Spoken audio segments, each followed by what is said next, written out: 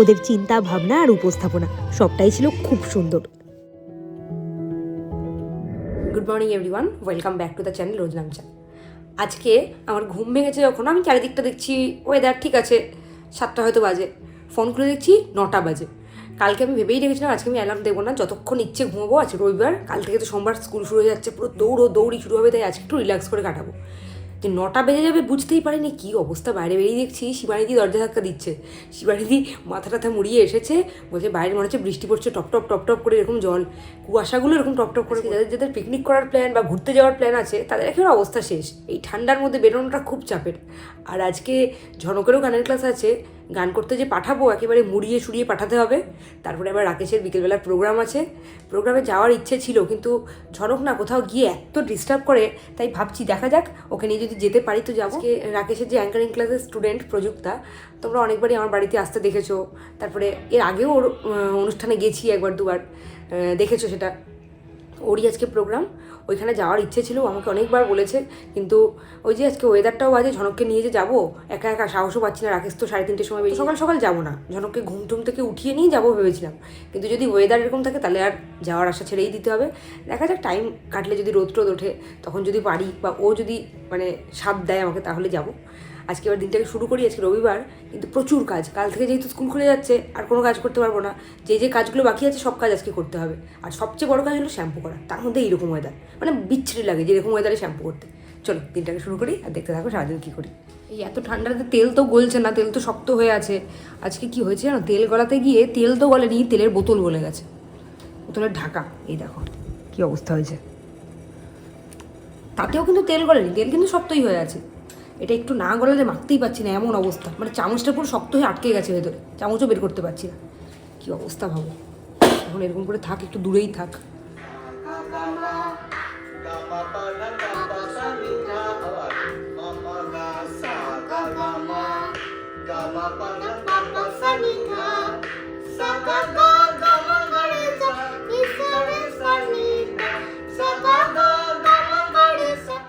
ঝনক তো এখন খুবই ছোট, তাই জন্য ও হারমোনিয়ামে নাগাল পায় না। গানের প্র্যাকটিসটা তাই জন্য আমি ওকে এখন এভাবেই করাই।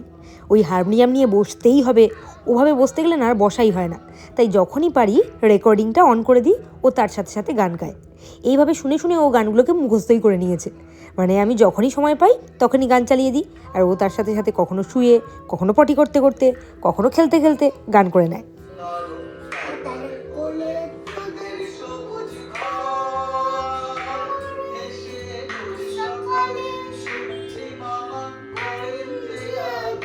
রোজ রোজ সকালবেলা না ওই রকম রুটি খেতে আর ভালো লাগে না, রুটি ওই একই তরকারি, মাঝে মাঝে নতুন কিছু খেতে ইচ্ছে করে। কালকে রাত্রিবেলা যা খেয়েছি না, দারুণ খেয়েছি সত্যি। রাকেশ তোমাদেরকে বললো আমি নিজেরটা তো নিজের প্রশংসা করতে পারি না, তাই জন্য এখন তোমাকে বলছি এত ভালো খেয়েছি। আর আজকে সকালবেলা কী নিয়ে বসেছি দেখো, এই ঠান্ডার মধ্যে 1 কাপ কফি, তার সাথে একটা কেক, ডিম সেদ্ধ আর কলা। আজকে এটাই আমার ব্রেকফাস্ট। আর 11টা বেজে গেছে, এখন রুটি খেলে না খিদেও পাবে না, ওই জন্য এই জিনিসগুলোই খাই। ঘুম ভেঙেছে 9টায় আর ব্রেকফাস্ট করছি 11টায়, তাই জন্য একটু হালকার উপর দিয়েই করলাম। 11:30 বাজে, আকাশের অবস্থা দেখো, পুরো মেঘলা, আকাশে রোদের কোনো দেখাই নেই। চারিদিকে কুয়াশাটা একটু কেটেছে, কিন্তু অন্ধকার মোটেই কাটেনি। রাকেশ তাই জন্য গাড়ি নিয়েই আজকে ঝনককে গানের ক্লাসে নিয়ে যাচ্ছে। বাইকে যা ঠান্ডাটা লাগে, আর আমি যদি না যাই তাহলে তো ঝনককে সামনেই বসাতে হয়, আর সামনে বসলে হাওয়াটা একেবারে ডিরেক্ট ওর গায়ে লাগে। ওই জন্য রাকেশই বলল আজ না হয় গাড়িতে করেই নিয়ে যাই গানের ক্লাসে। আমি ওপর থেকে দেখছিলাম, ভাগ্যিস ঝনকটাকে পিছনের সিটে বসিয়েছে, আর দুষ্টুরা কী করেছে দেখো, পুরো জানলাটাকে খুলে দিয়েছে। রাকেশকে জোরে ডেকে আমি বললাম তুমি ওকে সামনে বসাও, নাহলে পুরো ঠান্ডাটা লাগবে, লাভের লাভ কিচ্ছু হবে না। তারপরে আবার রাকেশ গাড়ি থেকে নামলো, জানলা আটকালো পিছনের, আর সামনের সিটে ওকে গিয়ে বসালো। এই রকমই দুষ্টুমি করতে থাকে গাড়িতে উঠলে।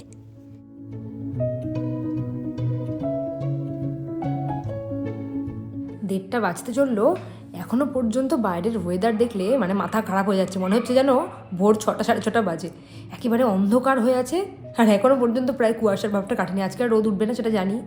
রাকেশের সাথে আমার মানে কিছু কিছু ব্যাপারে খুব কথা কাটাকাটি হয়, সেটার কারণ মেন হলো ঝনককে নিয়েই হয়।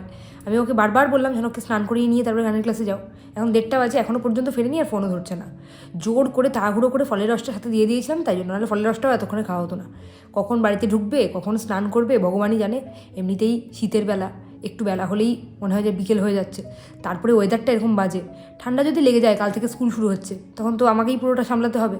আর ওর তো অফিস থাকে, প্রোগ্রাম থাকে, ক্লাস থাকে, কিছু না কিছু লেগেই থাকে, ওর রেকর্ডিংয়ের চাপ থাকে।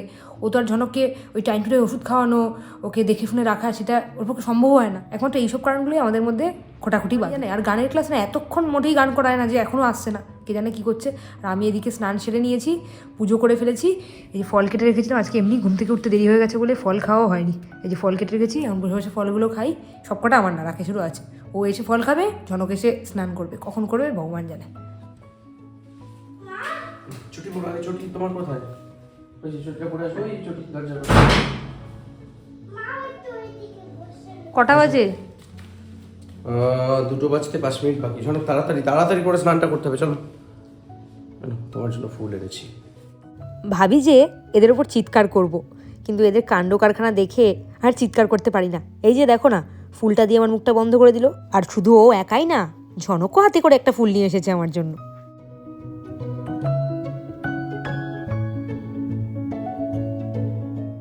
আজকে দুপুরবেলা যে আমার নিমন্ত্রণ আছে আমি ভুলেই গেছিলাম। সকাল থেকে তোমাদেরকে একবারও বলিনি, বুঝতেই পারছো ভুলে গেছিলাম। যে 3টে বাজে, একটু আগে মনে পড়েছে ঝনককে নিয়ে এখন ওখানে যাবো। রাকেশের যেহেতু প্রোগ্রাম, তাই জন্য ঝনককে রেখে গেলাম না, ও এক্ষুনি বেরিয়ে যাবে, খেয়ে দেয়। ওকে খেতে দিলাম, ঝনককে খাওয়ালাম, সব কাজকর্ম সেরে এবারে বেরোবো। মানে বাড়ির সব কাজ সেরে তারপরে নিমন্ত্রণ অ্যাটেন্ড করতে হয়। আসলে বাড়ির কেউই যাচ্ছে না, তাই জন্য আমাকে যেতে হচ্ছে। নাহলে শ্রাদ্ধ বাড়িতে খাওয়ার খুব একটা মানে ইচ্ছে আমার হয় না। তাও নিমন্ত্রণ যখন করেছে, নিমন্ত্রণ রক্ষা করতেই হবে। যাই, ঝনককে নিয়েই যাই। ও তো গিয়ে বাদরামি করবে, কেননা খাওয়া হয়ে গেছে। খাবার দাবার নিয়ে বসিয়ে রাখলে কি তাও হয়, কী করবে কে জানে। যাই এবার। দুঃখের সাথে তোমাদের জানাই, চাকদা মা বাবারি ক্লাবে যে খাদ্য মেলার আয়োজন করা হয়েছিল, কবে? আজকে? আজকাল আগামী পরশু 3 দিন হওয়ার কথা ছিল, ক্যান্সেল। সে খাদ্য মেলাটা ক্যান্সেল হয়ে গেছে। মানে অ্যাকচুয়ালি মোট 18টা স্টল বুক করেছিল। 11th আওয়ারে আজকে মানে কালকে বিকেল থেকে শুরু হয়েছে একটা পর একটা ক্যান্সেল হওয়া। লাস্ট অবধি মাত্র 5টা-6টা স্টল বোধহয় টিকে ছিল। তো এই অবস্থায় তো খাদ্য মেলা করা যায় না।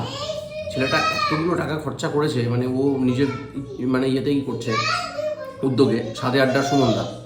খুব খারাপ লাগছে ওর জন্য। আর আমি আজকে 1টা নাগাদ গেছিলাম দেখতে, যে দেখি কীরকম ম্যানেজমেন্ট করেছে। আমার একদিন অ্যাঙ্কারিংয়ের কথা ছিল, আজকে আমার স্টুডেন্ট অনিশা, তারপর আরেকদিন আমার স্টুডেন্ট প্রচুর, তারপর 3 দিন আমাদেরই কণ্ঠসূত্রেরই অ্যাঙ্কারিং করার কথা ছিল স্টুডেন্টদের।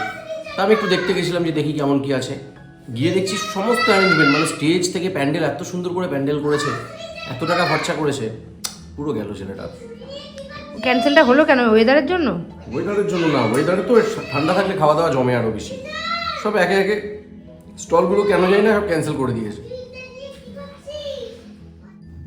যে হারে ঠান্ডা পড়েছে আজকে, ঝনককে একেবারে প্যাকিং করে নিয়েছি, শুধু মুখটুকুই বেরিয়ে আছে। এবার বেরোচ্ছি আমরা, আমি আর ঝনক। শেষমেশ বেলা 3টের সময় আমার নিমন্ত্রণ খেতে যাওয়ার সময় হলো। তাহলে ওকে তো বাড়ি থেকে খাইয়েই নিয়ে গেছি, কিন্তু চুপচাপ বসিয়ে রাখার জন্য একটা প্লেট আর একটা গ্লাস দেওয়া হয়েছে। সেই গ্লাসটা নিয়ে এখন খেলা চলছে ওর। আর একটু আগে রাকেশ যখন কথা বলছিল, তখন ঝনকের ডাক শুনতে পাচ্ছিলে তো, সৃজন সৃজন করে। এই সেই সৃজন আমাদের একেবারে পাশের বাড়িতেই থাকে, জানলা থেকেই দেখা যায় ওদের বাড়ি। খুব বুদ্ধিমান ছেলে, কিন্তু বয়সে একদম ছোট, দেখতেও ছোটোখাটো, কিন্তু বুদ্ধিতে বিশাল। ওর ঠাম্মা ওকে হাত লাগিয়ে খেতে বারণ করেছে, ওই জন্য ওইভাবে খাচ্ছে। ঝনক ওইখানে গিয়ে ওর সমবয়সী অনেক বন্ধু বান্ধব পেয়ে গেছে, তাই জন্য খেলতে ব্যস্ত হয়ে গেছিল, কিছুতেই বাড়িতে আসবে না। তারপরে অনেক কষ্টে বুঝিয়ে সুঝিয়ে নিয়ে এলাম বাড়িতে। সাথে ড্রেসটা যা লাগছে না, দারুণ। আমার এখন পাঞ্জাবি, এই ওয়েদারে বাইক চালাবো, মানে আমি এখন ভাবছি যে ওরে বাবারে বাবা, কি করে আমি বাইকটা চালাবো। ঝনককে রেখে গেলেই হতো। হ্যাঁ, ঝনককে এখানে রেখে গেলেই হতো, তুমি তো এতক্ষণে বেরোচ্ছ। হ্যাঁ ঠিক তো। ঝনক জুতো খুলে উঠে যাও উপরে। 4 বাজে নিয়ে এখন খেয়ে দিয়ে বাড়ি ফিরলাম 4টের সময়। তখন আকাশের অবস্থা দেখো, তখনও এই অবস্থা। মানে আজকে ঠান্ডা সারাদিন প্রচণ্ড পরিমাণে পড়লো। রাকেশ এবার প্রোগ্রামে যাক, আমি আর ছেলেতে মিলে কম্বলের তলায় ঢুকি। 7টা পর্যন্ত দুজন মিলে একেবারে টেনে ঘুমিয়েছি। তারপরে ঘুম থেকে উঠে এখন ঝনককে পড়তে বসিয়েছি। তবে পড়ার কথা শুনলেই তো ওর কিছু না কিছু বায়না, খিদে পেয়ে গেছে আগে, তাই জন্য একটু খাওয়া দাওয়া সেরে নিচ্ছে। কালকে যে ব্রোকলি স্যুপ করেছিলাম সেইটা ওর দারুণ লেগেছে। এক্সপ্রেশন দেখো, তাহলেই বুঝতে পারবে। আসলে নোনতা জিনিস খেতেও খুব ভালোবাসে, তার উপরেই স্যুপটা হয়েছিলও দারুণ। সকালেই তোমাদেরকে বললাম না। 1 2 3 4 5 ভেরি গুড। এগুলো কি গো? পিয়ারগুলো কোনো তো, এগুলো কোনো, এটা কোনো। এগুলো কি? প্রত্যেকদিন তো ঝনক পড়তে যায় সন্ধেবেলা, ওই জন্য ওকে নিয়ে বসা হয় না। আজ যেহেতু রবিবার, সন্ধেবেলা পড়া নেই আর কোথায় যাওয়াও নেই, তাই জন্য ওকে নিয়ে বসলাম। আর কাল থেকে স্কুল শুরু হচ্ছে, ওই জন্য বইগুলো একটু ঘেটে ঘেটে দেখলাম কি আছে না আছে, আর তার সাথে ঝনককে একটু পড়ালামও। ওয়ান বানান বলো। ও হুম। ও এন এন হুম, ই ভেরি গুড। টু বানান। টু বানান হুম টু বানান। হুম। ঝনক হলো প্রচণ্ড দুরন্ত আর প্রচণ্ড অন্যমনস্ক। পড়ার সময় ওর মনটা ওর মধ্যে থাকে না, এদিক ওদিক ঘোরাফেরা করে, সেই জন্য কোনো কিছুই ওর মাথায় থাকে না। অনেকবার বলেছি, এবার ওর কাণ্ডটা দেখো, দুষ্টুমিটা। টি আর ও এর মাঝখানে কি? টি কি? টি ডব। খাতাটা উল্টাচ্ছে, দেখো দেখো দেখো দেখো, চোরটাকে দেখো, চোরটাকে দেখো। প্রোগ্রাম দেখতে যেতে পারলাম না তো কি হয়েছে, কিছু কিছু অংশ তোমাদের সাথে শেয়ার করি, চলো। শুধুমাত্র ওরা নয়, আরো প্রজন্মের পর প্রজন্মের ছেলেমেয়েরা আপনাদের কবিতা বলবে, এটা সত্যি একটা অদ্ভুত একটা তৃপ্তিদায়ক বিষয় বটে। আপনাদের চোখের সামনে আপনাদের কবিতা এখানে ওরা আওড়াচ্ছে, ওরা বলার চেষ্টা করছে ওদের মতো করে, এটা কতটা ভালো লাগা সেটা নিশ্চয়ই আমরা খানিকটা হলেও উপলব্ধি করতে পারছি। তবে আপনাদের অন্তরে ঢুক দিতে পারলে তার রস আমরা সম্পূর্ণভাবে একসাথে করতে পারতাম। অনেক অনেক ধন্যবাদ। এইভাবেই আপনাদের সৃষ্টি সমৃদ্ধ করুক আমাদের গাত্রিক জগৎকে। বাড়িতে ক্যাবলা সেজে থাকলে কি হবে, স্টেজে কিন্তু খুব স্মার্ট সে, ওই দেখো। আজ ছিল রাকেশের স্টুডেন্ট প্রযুক্তার আবৃত্তি স্কুলের অ্যানুয়াল প্রোগ্রাম। এত ঠান্ডা পড়েছে তো কি হয়েছে, মানুষজনের ভিড় কিন্তু কোনো অংশে কম নয়। আমি যেতে পারিনি ঠিকই, কিন্তু এই ভিডিও দেখে বুঝে গেছি প্রোগ্রামটা কোন লেভেলের হয়েছে। সত্যি খুব সুন্দর হয়েছে। হরি জয় দেবীর গীতা বলি, ভানু সিংহ নামে রচিত ভানু সিংহের পদাবলী। ভক্তির সুরে বেঁচে ওঠে রবির কাব্যের তাল, রাধাকৃষ্ণ থেকে নেশে মানবতার তাল। কোনো আবৃত্তি স্কুলের প্রোগ্রামও যে এত মনোমুগ্ধকর হয় সেটা আমার আগে জানা ছিল না। প্রেরণা হন শ্রী গৌরাঙ্গ, যুগে যুগে কাব্যের প্রেরণা হন শ্রী গৌরাঙ্গ। সত্যি যত দেখছি ততই মুগ্ধ হচ্ছি।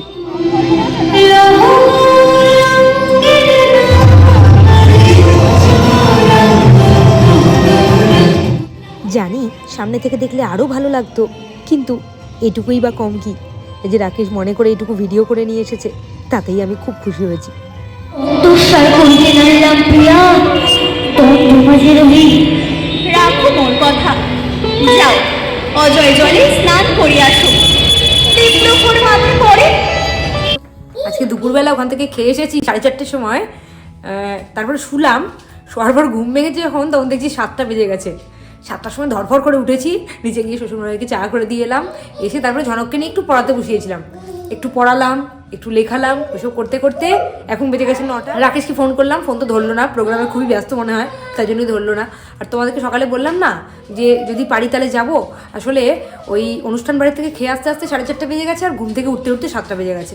আর এত ঠান্ডা পড়েছে আজকে, ঝনককে নিয়ে আর যাওয়ার সাহস দেখালাম না, যেতে পারলাম একমাত্র ঝনকের জন্যই। আসলে কালকে থেকে স্কুল শুরু হচ্ছে, যদি ঠান্ডা লেগে যায়, জ্বর টর হয়, তাই জন্যই আরও গেলাম না। এই ঠান্ডার মধ্যে না বাড়ির থেকে বেরোতে বাচ্চা নিয়ে খুব ভয়ই হয়। যখন পড়তে যায় সেটা তাও একরকম, পড়তে গেল ওইটুকু টাইম রাস্তায় থাকলো, আর ওখানে যেখানে প্রোগ্রাম হচ্ছে ওখানে তো খুবই ঠান্ডা। এবার ঝনক তো একটা জায়গায় একভাবে বসে না, দৌড়ি করে বেড়াবে ঠান্ডার মধ্যে, ঠান্ডা ফান্ডা লেগে যেতে পারে, ওই জন্যই গেলাম না। রাকেশ আসুক, তারপরে খাওয়া দাওয়া হবে। আর এখন আমি একটু ঝনকের কালকের বই খাতাগুলো গুছিয়ে ফেলি। ঝনক তো পড়াশোনা শেষ করে একটু কালার করছিল, আর আমি এদিকে ওর কাজ করছি। ভাবো অবস্থাটা, বাচ্চারা ছোট থাকলে কত মজা, তাই না? বাবা মা সব দায়িত্ব পালন করে দেয় ওদের হয়ে। এই যে কালকে যেমন ও স্কুল যাবে, আর আজকে আমি ওর ব্যাগ গোছাচ্ছি। বই খাতা, জলের বোতল, টিফিন বক্স সমস্ত কিছুতে ওর নাম লিখে দিতে হবে, আর সেই সাথে মনে করে এক সেট স্পেয়ার ড্রেসও দিতে হবে। এই সব কিছু আজকেই গুছিয়ে রাখছি, কালকে সকালে একদম টাইমও পাবো না, আবার ভুলেও যেতে পারি। আর ওইদিকে ঝনকটাকে দেখো, নতুন বই খাতা ব্যাগ সব দেখে একেবারে এক্সাইটেড হয়ে পড়েছে।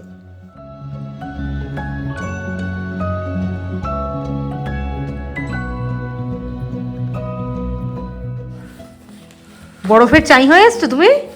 ওই রকমই অবস্থা, যে যা ঠান্ডা পড়েছে। আমি তো এতক্ষণ ধরে শুধু একটা পাঞ্জাবি, তার উপরে একটা হালকা পাতলা একটা জহর কোট, মানে ওই এই কোটগুলো আর কি, তোমরা এক একজন এক এক নামে ডাকো এগুলো। Waist coat. তো এই একটা পরেছিলাম শুধু। তো সবাই বলছে যে তোমার শীত করছে না। শীত তো করেই, কিন্তু তবু অ্যাঙ্কারিংয়ের সময়কার এক গাদা গুচ্ছে চাপিয়ে পড়া যায়। এই দেখো এই দেখো আর তাছাড়া এই দেখো এই দেখো। মঞ্চে যখন থাকা হয় তখন একটু শীতটা কমই লাগে। এই পেনটা আমার এক ছাত্রী উষসী, তার বাবা উষসীর যত টিচার্স আছে তাদের জন্য একটা করে পেন নিয়ে এসছে। পেনটা এই দেশের না, সম্ভবত উনি মালয়েশিয়া বা সিঙ্গাপুর কোথাও। দেখি দেখি দেখি একটু পেনটা দেখি, পেনটার বিশেষত্ব কি, সামনে আনো। ওই দেশের পেন এরকমটাই আর কি। শুধুমাত্র রাকেশের জন্য পেনই নয়, ঝনকের জন্য মনে করে চকলেটও পাঠিয়ে দিয়েছেন। ওই দেখো, ঝনকের তো পোয়া বারো, রোজ কিছু না কিছু পেয়েই যাচ্ছে। কত কিছু নিয়ে এসছো ওটার এক্সপ্রেশন ভাই, দেখি তো এক্ষুনি বলবে। এই ভিডিওটা দেখবে তখনই তো বলবে। তো এত খাচ্ছি বিরিয়ানি, বিরিয়ানির চেয়ে ভালো জিনিস। পোলাও, এটা কি?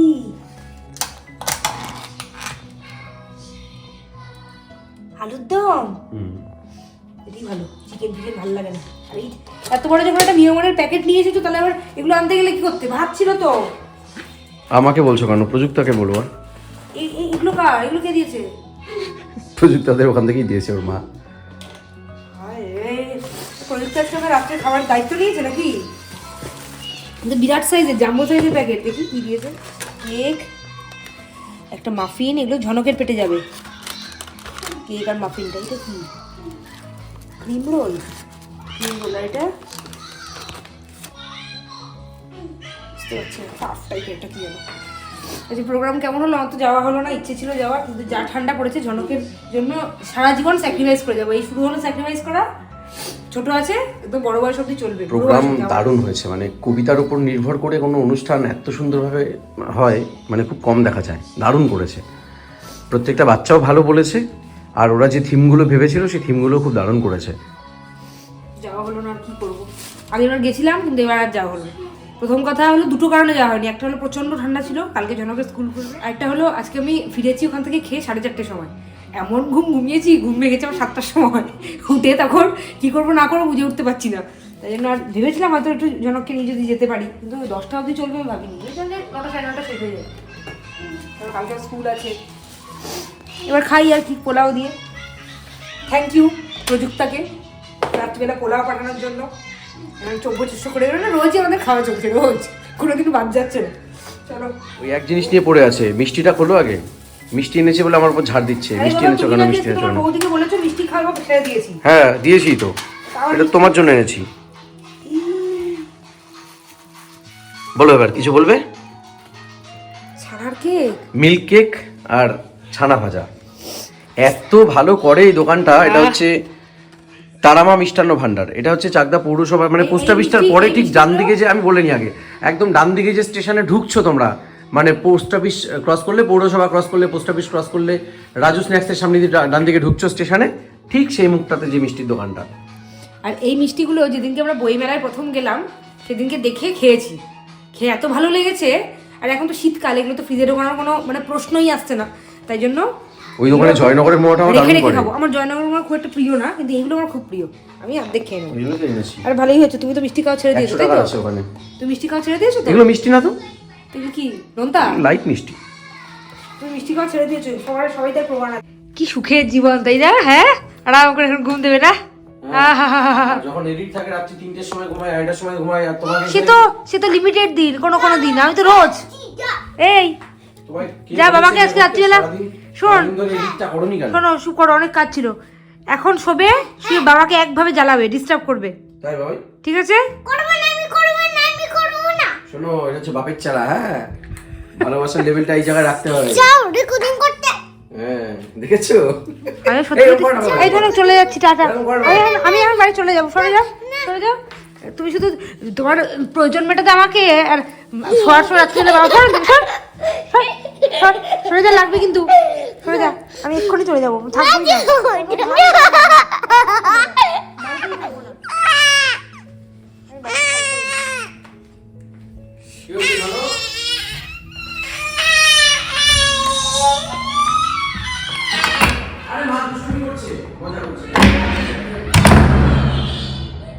হাসিটা যে এত তাড়াতাড়ি ও কান্নায় পরিণত হয়ে যাবে বুঝতেই পারিনি। কি কিউট দেখো।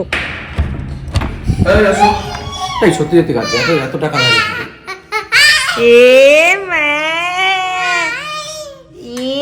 তুমি যখন বাবা বাবা করো তখন কি করবো আমি?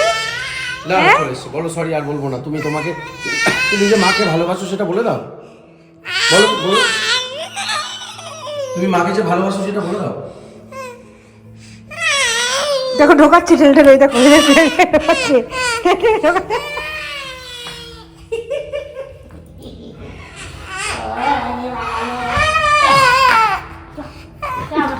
আল্লাহ দিয়ে আটকানো কাঁদছে কিন্তু চোখে জল নেই।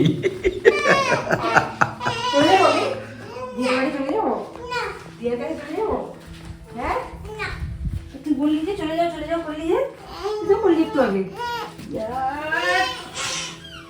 যা আমি বস্তাটা ফেলে দিয়েছি। ঝনকের সাথে মজা করতে গিয়ে কখন যে ব্যাপারটাকে ও এভাবে সিরিয়াসলি নিয়ে নেবে বুঝে উঠতে পারিনি। তারপরে শেষমেশ ও দুজনকেই আদর করেছে, মানে দুজনেই ওর কাছে সমান, সেটাই বোঝাতে চেয়েছে। এই বয়স থেকে কেমন শেয়ানা হয়েছে দেখেছো? সে যাই হোক, আমরা এইভাবেই যেন সারাটা জীবন হাসি আর আনন্দে কাটিয়ে দিতে পারি। আর ঝনক যেন আমাদেরকে দুজনকে সমান সমান ভালোবাসে। আসলে কাউকে একটু বেশি আর কাউকে একটু কম ভালোবাসলে না অন্যজনের হিংসা হয় আমাদের। চলো আজকের ভিডিওটা এইভাবেই শেষ করলাম, কাল নতুন ব্লগে দেখা করব। চলো, গুড নাইট।